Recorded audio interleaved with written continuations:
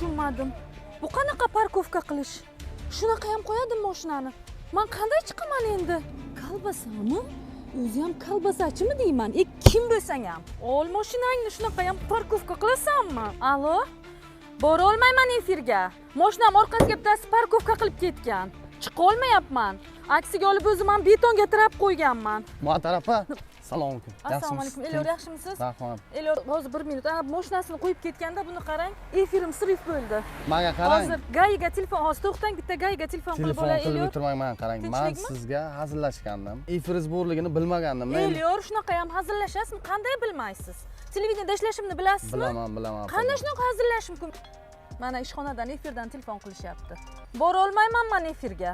Hozir shoshmang, men sizga qaytib chiqaman o'zim. Apajon, bunaqa seriyoz bo'lib ketadi deb o'ylamagandim-da. Bekor o'ylamabsiz-da. Nima qilsam kechirasiz? Mashinangizda kolbasa ko'rdim. Ha, bir korzinkasi meniki. Bo'ldi, joningiz Yana sog' bo'lsin. Nekboyota kolbasalari. Mana apajon, sizga Nekboyota kolbasalardan sovg'amiz. Ushlab turing, o'g'ri ekan. Lekin bu bilan qutulib qolmaysiz, Elyor, aytib qo'yay. Meni obunachilarimga ham xuddi mana shunday kolbasalardan taqdim etasiz. Bo'ldi, tamom. Shundagina sizni kechirishim mumkin. Bu uchun nima qilish kerak?